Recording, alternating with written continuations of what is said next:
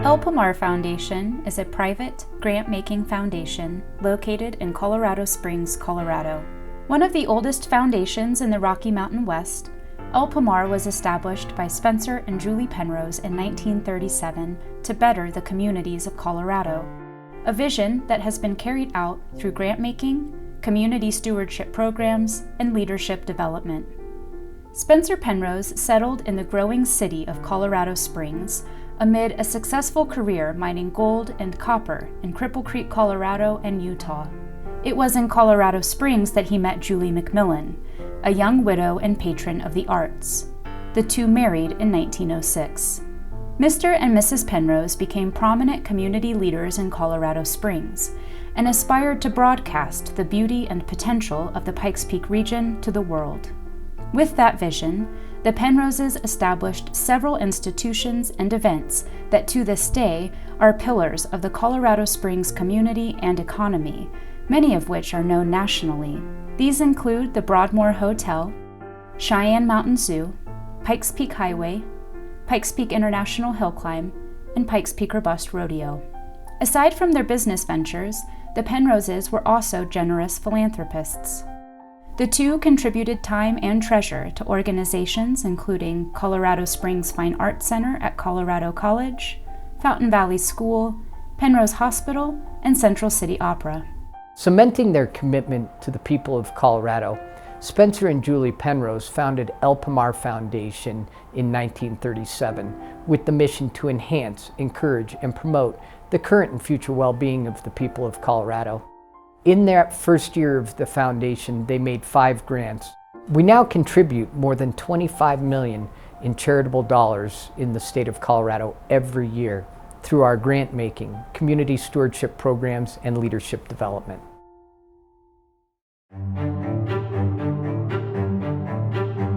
Today, more than 80 years since its founding, El Pomar continues to build upon the legacy of Spencer and Julie Penrose through grant-making and community stewardship programs.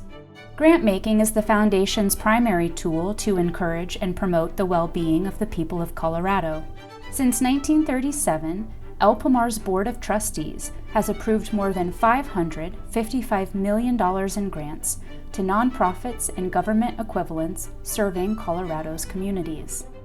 The Foundation's Board of Trustees is comprised of appointed civic leaders who represent a variety of business and philanthropic backgrounds.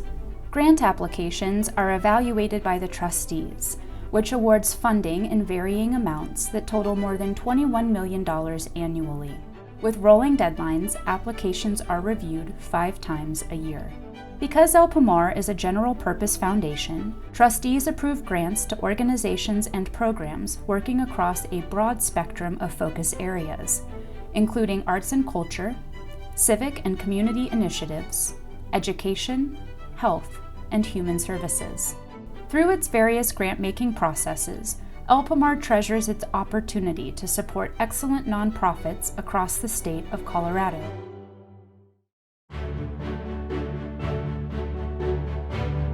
El Pomar's trustees recognize that for many of our community's complex challenges, grant dollars alone are not the solution. Communities and organizations are frequently able to accomplish more through collaboration and cooperative efforts. And so, since 1989, El Pomar has operated more than 20 community stewardship programs that encourage leadership and promote community development. Each program has a specific focus, ranging from leadership training for nonprofit executives, to a forum for civic leaders to engage in discussions on public policy and the civic health of Colorado, to development of diverse and equitable leadership opportunity in southern Colorado. The Regional Partnerships Program began in 2003 when the trustees of El Pomar Foundation realized that they wanted to increase their impact across the entire state of Colorado. They created the Regional Partnerships Program that convenes local community leaders into 11 regional councils that advise El Pomar on our grant making. The foundational principle of the Regional Partnerships Program is that those individuals who live and work in a particular community are going to know best what their needs are and how resources can address those needs. By going out to the regions, listening to our regional council members, observing their concerns and observing their interests, I think really helps to balance out our understanding of the state. The Regional Partnerships Program has done so much to elevate the critical rural voice, which we absolutely need, not only in philanthropy, but in all sectors. Over the years, and in large part thanks to the Regional Partnerships Program, El Pomar Foundation has been able to triple the number of grants to rural Colorado.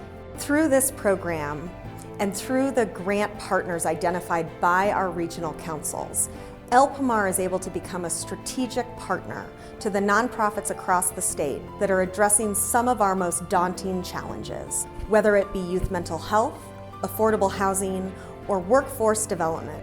I think the program is most unique because of the fact that it's the council members that make the decisions on the use of those funds. Instead of people coming in and saying, okay community, here's how you can do better, El Pomar says, okay community, how can you do better and how can we be a partner in that?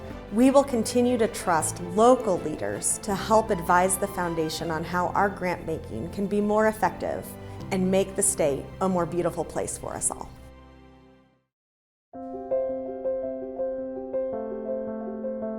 El Pomar Foundation has a long history of investing in the development of leaders. We're particularly proud of the fellowship and the legacy of fellowship alum as community and business leaders. We have fellowship alum who have become executive directors of nonprofit organizations, work in the corporate and private sector, go on to attend medical and law school, and who have become entrepreneurs and venture capital investors. Our alumni reach is worldwide. The El Pomar Fellowship is a highly sought-after postgraduate experience that combines professional development with the work of the foundation.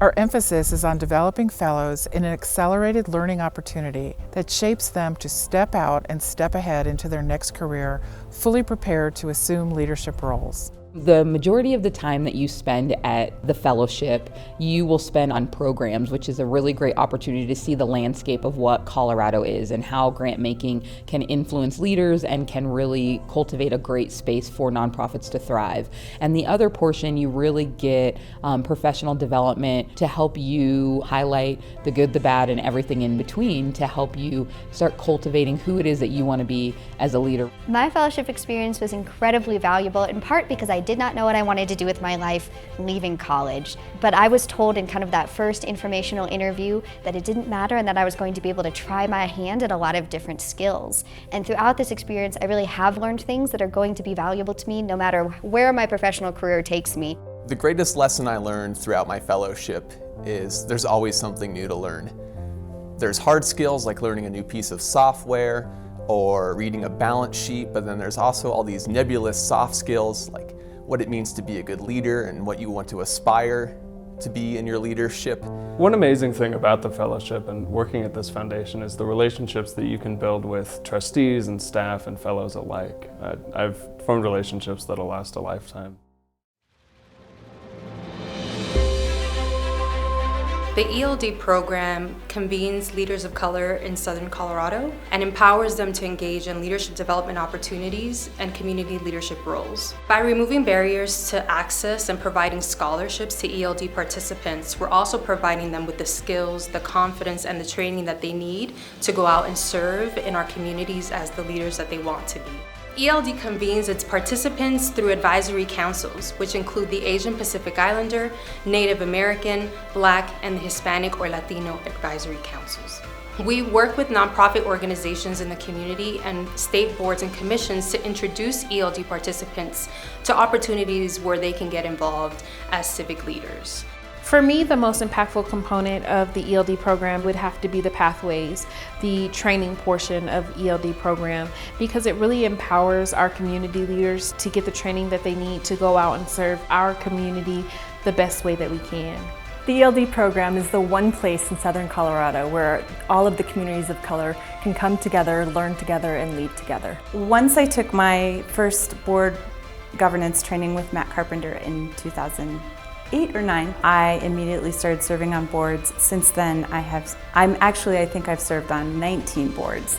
including what I'm doing now, and none of that would have happened if I hadn't started my work here with ELD. The ELD program has given me the tools to meaningfully engage on boards, to truly understand what fiduciary responsibility means, and to help carry the message of how important it is for boards to represent the communities that they serve.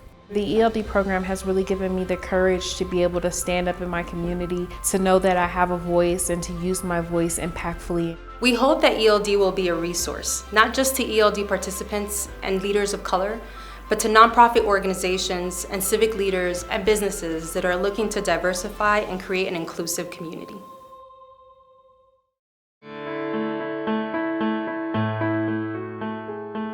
In honor of our history and the legacy of Spencer and Julie Penrose, the Foundation also maintains and operates 3 historic properties in Colorado Springs that host more than 100,000 visitors every year.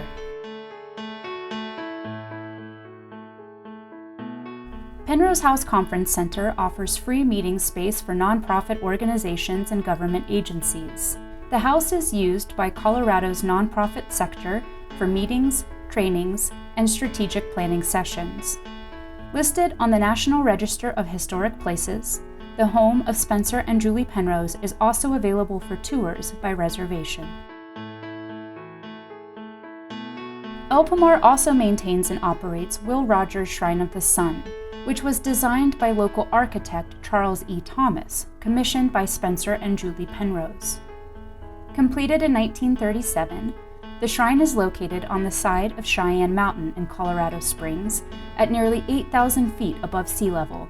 The shrine provides visitors an impressive panoramic view of Colorado Springs and the surrounding area and houses several notable cultural artifacts.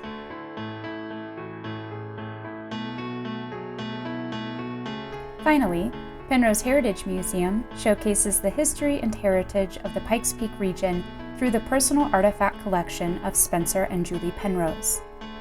The museum exhibits the Penroses' personal carriage collection, artifacts and records from their travels and projects, and the official collection of race cars and memorabilia for the Pikes Peak International Hill Climb.